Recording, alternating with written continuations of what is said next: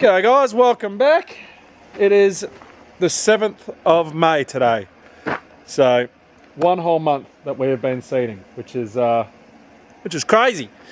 Anyway, we had Flexi-N delivered this morning, but we got another issue.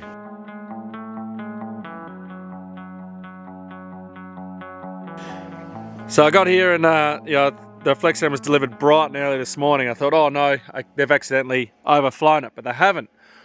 I think what's happened is this tap has got stuck something in it, and if we have a look here, see how that's just slowly dripping out? I reckon that bloody tap, even though it's closed, is leaking. See? And we're now back to it dribbling. And I don't know how much we've lost on the ground, but I'd say at least a couple thousand litres of Flexi-N has gone, which isn't ideal at all. It might only be about 1,000 litres, you know, it's only goes to there. But yeah, that's not ideal. I don't know what's happened. Well, that tap, when I turned it off, I did notice that I didn't turn it all the way off because I immediately had some Flexi-N coming out. So I thought, oh crap, so then I properly turned it off, and as you can see, the tap is as far as it can be turned off. But you can clearly see that it is still leaking. So I don't know what's going on. Obviously the tap's bugging, but yeah, something's up with the tap. I just opened it up. I just open and close it quickly just to see if that would block. There might be something in there blocking it. Anyway, didn't work, and in fact it made it worse. So then I've taken the hose off, and it was just, so it's squirting out. So I've got the cap on there now. So we need to get that tank empty. I'll see what happens on our next load. When we fill it, have it open, you know, whatever might be blocking that tap might come clear. But yeah, that's not ideal. Okay, so this morning's job, Chris is just bringing down the fire unit. He's going to wash the bin, wash the cart, and wash the truck. The truck's got barley all over the tray, so just going to wash that off. We're washing this all because, you know, the hoses, they pop off, and we end up with this. So we end up with all this fertiliser all over, and while we're here, I want to wash it, get it all nice and clean. Henry will get his trucks ready, and then we'll help him move them down. He's got bugs to spray tonight, so that's what he'll be doing. Cows off spreading slater baits. I'm going to start work on our bearings, because there is a slight bit of movement in them. So Cal did that one and then lifted this up, and they got that slight bit of movement. So I said just stop, and I'm just going to go through now, take off the caps and just see what's going on in there, make sure that it's all right. It's got the grease in there. Who knows what I'm going to find in there. Afgri will be here today, and I hope they have got a team with them and not just two people. They need to get this sorted. We're stopped. Lots of money here, and we're stopped. So I hope they've gone and got a team together, and they're bringing a team out, because this still isn't right. The guys were working on it all yesterday, and yeah, I think they still need they only got like a quarter of this done, and it's still not even correct.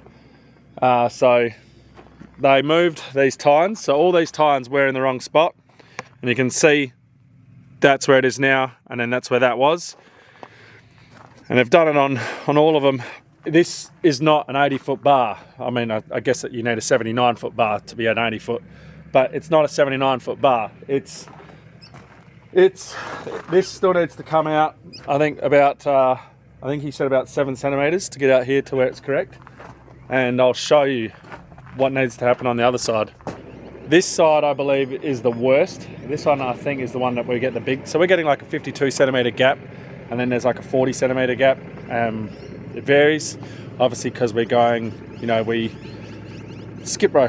So, you know, you get that, you don't know which way. It's not an up, down, up, down. Anyway, this one here, he's measured, you know, from the center and coming out. That is where that is. And I think that is where that needs to move to. So that needs to go to there, which you can see can't happen because there's no room for it.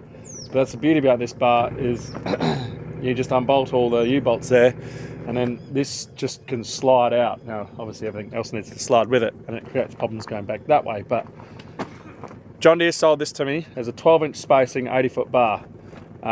It's currently not 12-inch spacing, and it's currently not an 80-foot bar. Afgri are coming back at me saying that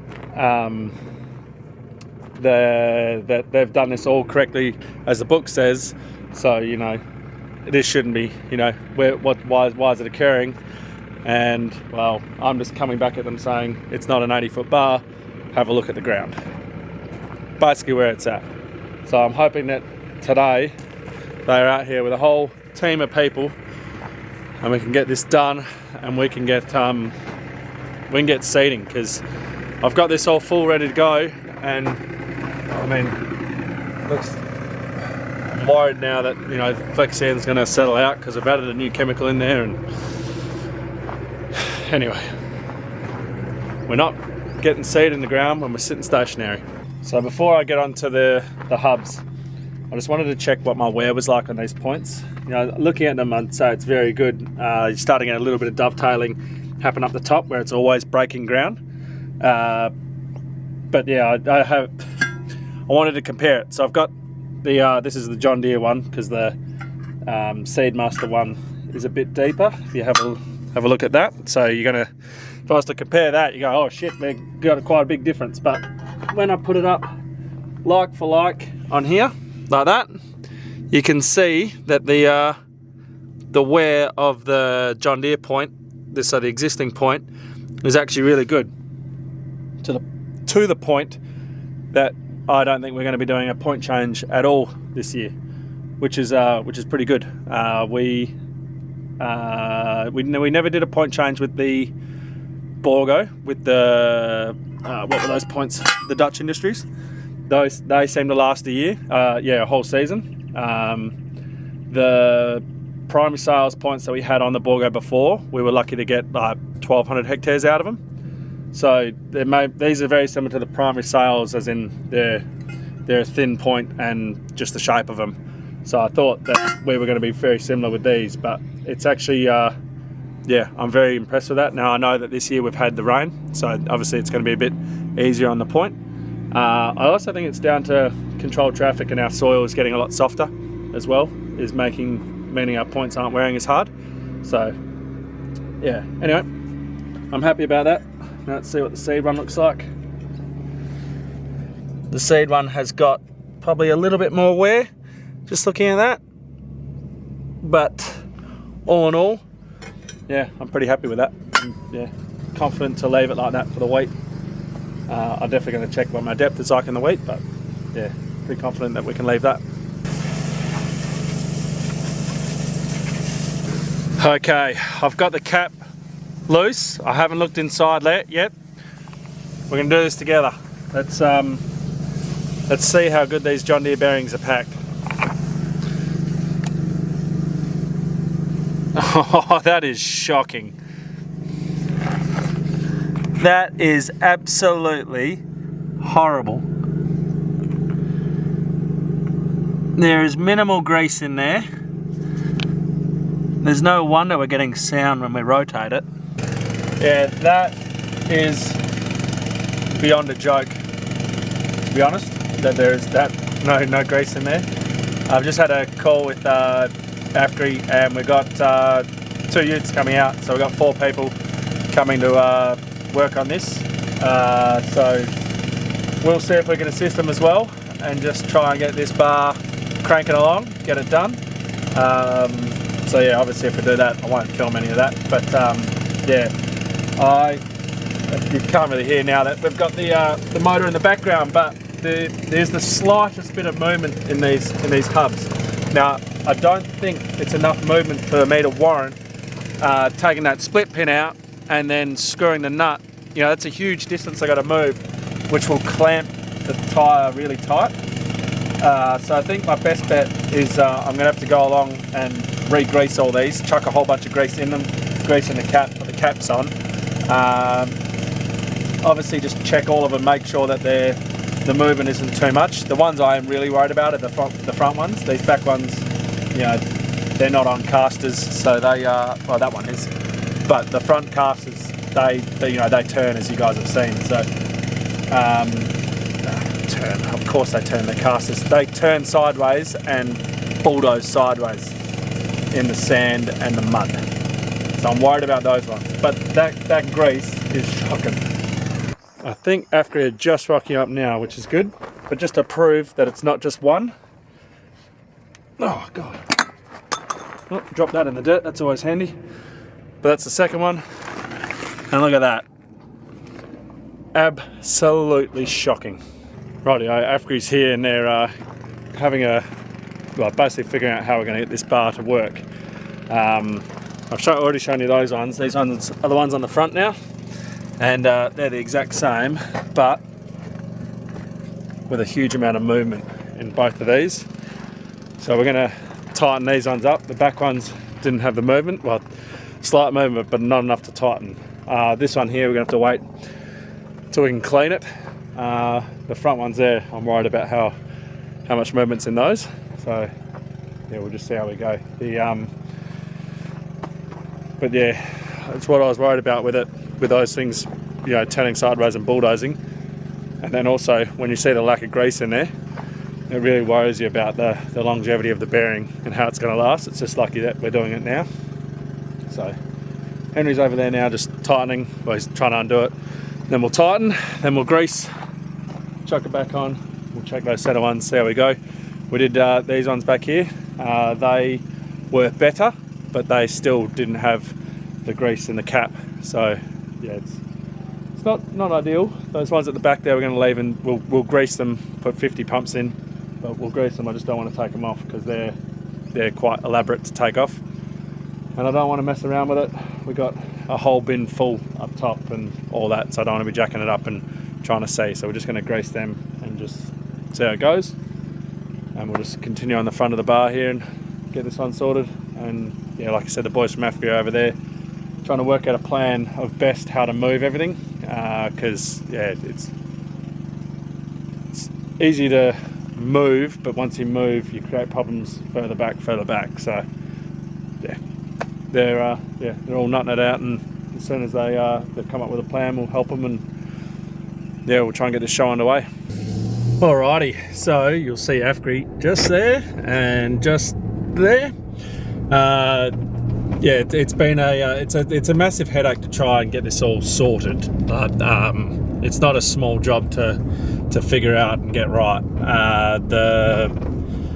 It's a whole thing. Anyway, just brought the guys down so they could physically, you know, instead of seeing pictures or my word, they can actually come down and see in the paddock the spacing that we're getting, and yeah, that definitely helped a lot. So they're going to head back and see what they can do and start doing something there. Obviously we've finished with the wheel bearings that we could do, because the other ones on the front, they're all covered in mud, obviously, because when we have been pulling it, it's turned and it's got mud all, so we need to wash them, but we don't want to wash it while the guys are there, because then they're going to be walking in water and mud, and we don't want that. So we got 1, 2, 3, we got 4 more to do. Well, 8 more, but 4 more to jack up. Yeah, pretty disappointed at how those bearings were greased. Some of them had very burnt grease in there because there was such a tiny amount of grease. Yeah, I honestly have a feeling, without taking the bearings apart, that that the inner wasn't even filled up. It was just packed to the bearing and that was it, which is, yeah, very, very, very, very shocking. Very shocking. So yeah, anyway, I'm just heading down now to the gravel pit. Lindsay's finished up, he's left. We'll show you the gravel, and I need to pick up our fuel trailer, which is down here. What a lovely bit of gravel there. As you'll see, there's still quite a lot of rock in it, which is not ideal. at all for building roads, but anyway, you'll see that this side is deeper than the other. So deeper here, shallower up that side. It's yeah, Lindsay said that this side has got, you know, very nice gravel, as you can see. Lumps in there. Lindsay does have a vibrating roller that we might hire when it comes to doing our road making. We'll see how we go. Just seeing this, we've got water on the ground here, so it shows you how shallow my water table is. Who wants to take a bet that that's salty, or is this fresh?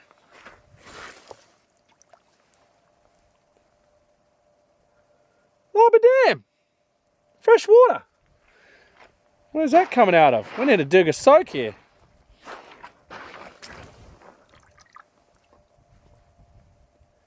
I'll be damned. We haven't had any rain, I don't think. Be awfully silly of me if we've had rain and I haven't noticed. There's another one over here.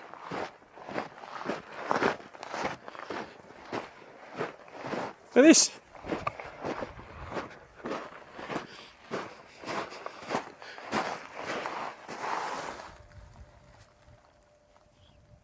That is fresh water. That's unbelievable. All right. Anyway, we've got good gravel here. I think I might need to get a hold of an excavator, dig a hole. If we got a freshwater soak here, that would be absolutely amazing. Anyway, that's getting distracted. We need to focus on seeding. Need to focus on getting my bar back so I can actually get seeding. Oh, I really don't know if we're going to be going by tomorrow at this stage. It's starting to get, I mean, I know the guys, you know, they're doing their best, but I'm starting to get quite annoyed at how long it's taken. Anyway, not much I can do. I'm down at the rock with an angle grinder, and I'll show you why. When we're filling, we're adding a new chemical in with the wheat. So we're adding Cruiser 350, Cruiser Opti 350, which is an insecticide. So that's what's on the barley, and that's why the barley is red. Now we chose to take that off the wheat, have the wheat naked for a couple of reasons. Wheat is very dusty, barley doesn't seem to be, but wheat is very dusty. You'll see when we load all the dust that comes out of it. Now even when you put a dust suppressant on like an oil on it, which we have done in the past, you still get dust. Now, we don't seem to notice it with the barley, but with the Cruiser on the wheat, when we're filling, we'll get this fine pink mist come up. When you finish, you'll blow your nose, you'll have red, you can taste it in the back of your throat. It's not good. It's an insecticide. Obviously, that's just even worse for you. So we decided to have it naked. It then means that, you know, something like the chooks or selling it or something like that is a possibility now. Once, you know, we finish seeding, and if we've got too much, like I do have with barley at the moment, I think I've got about 15, 20 tonne too much. So anyway, we're using Cruiser 350. Now that comes in a 10 litre container, and I didn't show you guys how I filled it, and I won't be showing you guys how I filled it unless I can get a better thing. Now this is the old Sonic. This is what I cut my teeth on for spraying. And we've got a nice little hopper here. We've got a 2-inch pipe at the bottom there and a tap. I'm wondering if I could just cut it, take it back, make a quick little frame up for it, and use this. It is a very high possibility that we could do that. Now this worked on a Venturi system. We'll just use it on quite literally just a suck, because we're doing on a 100 hectare brew. It is, oh God, I can't remember, 15 litres. So yeah, 15 litres. We did a little bit more than that, so we did like 16.5 litres.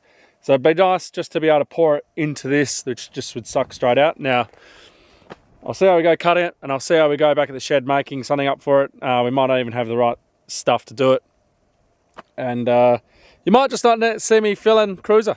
You know, it's just might what happen. Anyway, this is the Sonic. So this is how I learnt to spray.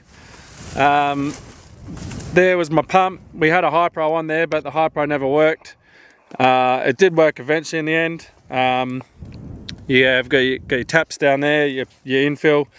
Now this is what always scared people when you got to filling on a Sonic, was there is 5,000 taps, and it takes a little bit to get to know, you know, which tap to use, because we had our scud tanks as well. So there's a second scud tank over there, which was, you know, 1 and 2. So you had your scud, that's how you filled your chemical. You'd fill it into there and measure it out. You've got your measuring on here. So you're sucking 180 litres of chemical, and then once that was all good, then you'd suck that in through flush tank, granule, inductor, I don't know, one of these ones you turned on and it sucked through it. You had to turn a tap on onto there. So yeah, that was the granny upper. That's what we're taking off there. Micro rinse, granule rinse. Yeah, you know, it's not too confusing once you got used to it. So anyway, we've got it easy these days with the booms. They're just two buttons and off you go. But anyway, I'm gonna see how I go cutting this and see if I can get it back to the shed.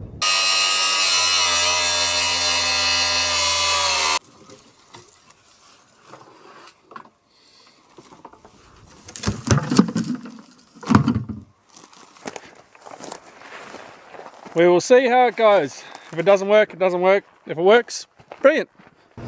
Right, in the back down there, you should be able to see the seeder.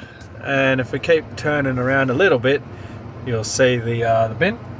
So the guys took it off so they could actually do a paddock test, because I don't want them driving out in the paddock there, because it's a lot of turning and I don't want to be ripping up ground that, you know, yeah. Anyway, they're doing it in the yard there. One side that they adjusted a whole gang left-hand side of the bar the other day, yesterday, and that seems to be nearly in the right spot. So that seems to be pretty good. It's just the other side now that we're still 40 something centimeters out. So they'll telehandler and they're gonna have a go at gently pulling the thing out, the whole rank one way, and then try and average it out going back along. Like I said, so as long as we can get it the width of the bar correct, if you know we have some that are 13 inches spacings or 12 and a half, that I'm not too worried about. It's when you've got 24-inch spacing, it's on the ends, it's not good at all. So anyway, the guys down there, they're sorting that. Chris has gone slashing. Henry's off spraying. He's doing we're just doing an extra, well, basically 3 litres of para just over that wet swampy area that we didn't seed in Hatton's front there. Just it's starting to get a bit grassy. Wind's favourable today, so he's going to go and do that. Cows still out spreading, so I'm going to see what I can do about this. I'm not too sure how it's going to go. That tap, I think the tap's buggered. You know, it's been there for how many years, and yeah, if I unscrew it, I might ruin the plastic. Anyway, we'll pull it in the shed. We'll have a go. We'll see what we can come up with. So the very quick idea of this is basically just make a quick stand up for it over there. 4 legs, sit it on the ground. That's all it needs. Again, I don't know about this tap. Basically have a right angle. Yeah, this tap's buggered. So take this tap off, put a 2-inch tap on there. Well, put a right angle 2-inch tap with a male cam lock. Then that can hook onto my existing hose that I've got over there that I'm already using for the other 2 products. And then basically just lift this up, open the tap at the bottom, pump running, and then just suck it out. Now you can see that that's just a whole bunch of nastiness in there. That's just a quick wash and that's sorted. The question is, do I have a tap? And how do I, yeah. That's the big question, people. That's the big question. Back when I had the John Deere sprayer, the R4045, I made up this out of banjo, and that went on next to my hopper. And so this is exactly what Henry is using now, but just, you know, he's a slightly different one. This was fixed and was on the hopper the whole time, whereas that one he takes off and on. So I've already got the banjo fitting for it. I'm thinking I might see if Dad, actually I'll take this down. I might see if Dad is willing to do a bit of a drive for me. tomorrow morning maybe. We've got a flat tyre on the forklift here that needs, I'll show you. So flat tyre on the forklift, that needs repairing. So if I was to get Dad to come out and that to go in, that could be repaired. I'll just quickly see if I can do it another way, if I've got any 2-inch taps that I could just do it that way. And if not, that might be my solution. I mean, first I've got to go unscrew that tap off there and just see if that would actually thread anything back onto it. Because if it doesn't, it's not going to work. But yeah, let's see if we've got a tap. We've got a way we can do this right now. Not the way I want, but it's a way to do it. Right there. That's a 2-inch elbow, the 2-inch male cam lock, and basically what you do is you just wouldn't have a tap on the bottom and you just hook onto it. And when it's not in use, it can just drip out whatever drips out. Now, not an ideal scenario, let's be honest guys, but the scenario is going to work for me. Let's get this on. Let's see if I can undo that tap. If I can undo that tap and I can screw this on, then I'm going to make a frame up. And Bob is your uncle. Step 1 with your heritage listed granny hopper from your heritage listed boom spray. Don't let it slip out your hands. And then crack the back of it. That's all right. I'm only needing to pour things into this. This is essentially a big funnel, so as long as I don't crack the bottom, we'll be okay.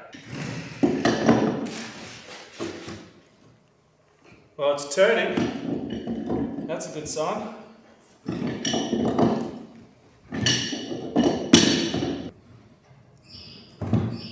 Oh, that is some nasty looking stuff in there, but let's just see if my fitting here screws in.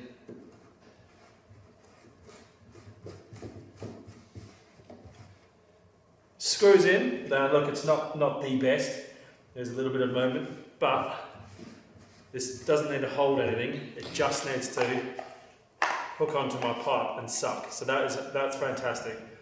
I'm going to take out there, wash it, then we're going to try and weld up a quick little frame on it so that I can use this. And yeah, that's me a happy man.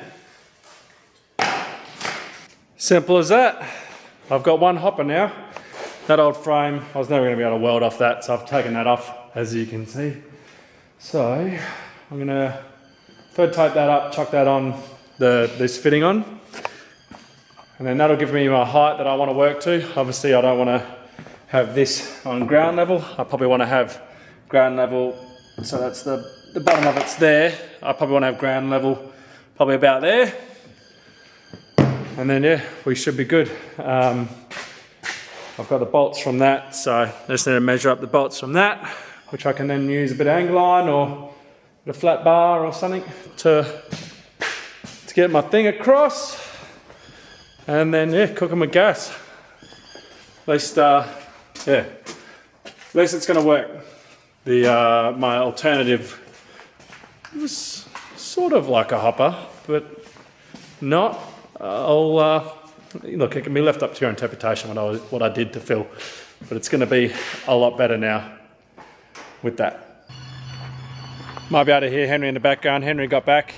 He's finished with the paraquat spray down at Hatton's there in the wet stuff that we in the wet stuff that we couldn't seed. Turns out it's about 10 hectares that we couldn't get. So yeah, there you go. Anyway, so he is needing to spray our stuff up against the neighbour. So for tomorrow, we need to spray up against there because at the moment the wind is going the right way, and I think he's got wheat up next to us. It doesn't matter what it is, paraquat's going to kill it. So we need to go spraying now so that we can finish our headland off tomorrow.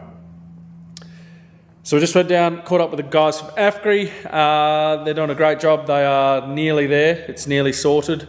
They've just got to fine tune it now. They've got it pretty much perfect on the sides. And it is just, moving those tines inside the ranks just to make sure that they are all even.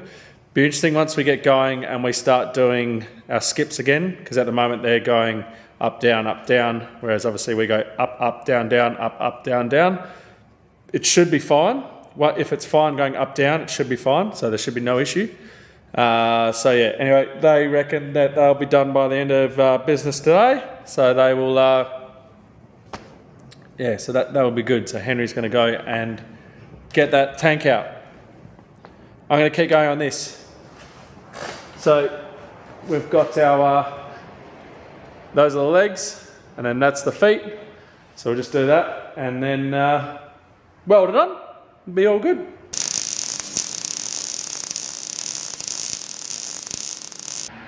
Right, so there we go. I can hook that fitting right there onto there. Now I just lift this up and then I can just pour my jugs in. So you can see I've got like, these are just full of water because the stuff stains. So it's just to keep it a bit cleaner. So these are our 10 litre jugs. Now obviously we're putting one of those in plus, depending on the brew, anywhere from 5 to, because we're going to be doing 130 hectare brews I reckon, because the wheat is a lot heavier, and I had a look, we get 130 hectares on the wheat. So it could be anywhere up to like 20, no, not 20 litres, but anyway, it's going to be a lot. So I'll be pouring that into there, and then that'll go in through the pump there. I can also see myself using it with the flutriafol, because the flutriafol, as you can see, is starting, we're probably at about 100 litres left, and it's just starting to get too hard to measure that out. And once it gets too low, it's going to be impossible. So I'll be able to hook on my spout onto that, decant that into the jugs, pour the jugs into there, and yeah, be more precise measurement than what we've been doing, because those jugs have at least got literage on them, whereas this is, you know, we're using the shuttle gauges, which is these. You know, great tool, but they, you know, you can only be so accurate, can't you? So, by the looks of it, they are reversing that up to the bar, the bar up to the bin now. So I reckon that means that they have got it sorted, or no, they're definitely not reversing it up. I don't know what they're doing. Might be doing another pass. Anyway, I think they're nearly sorted anyway, so we'll be able to, first thing tomorrow, we need to wash those tyres, and we're going to pop off the hubcaps and grease those bearings, because as you know, they're not greased, and we'll probably have to tighten up a few of them. We had to tighten up a few on the front, none on the back, but definitely the ones on the front we touched up. So I reckon all the ones on the front we'll be touching up. Then we can calibrate. Henry will be able to get spraying. He's going to do the driveway paddock, and then Mum's front here. The driveway is the one that he did with the glyphosate 2 days ago, so we now can go back into it now, which is good, means we don't have to come back to it. So I'm going to do 100 hectares of spray tomorrow, because the driveway is our smallest paddock, 36 hectares, but it's a small, fiddly little paddock, and it takes a long time. And then you've got outside laps in here. So yeah, and then tomorrow night Henry's going to go and do some bugs. So that is the plan. I'll go down and catch up with those guys and see how they're getting on down there, if they're going to be done or not, and yeah, then we can get at it tomorrow. We can finally crack into the wheat, which I'm excited for. Yeah, it's the home stretch, so be good. So anyway, guys, thank you very much for watching. Don't forget to like, subscribe, and share. I'll catch you in the next one.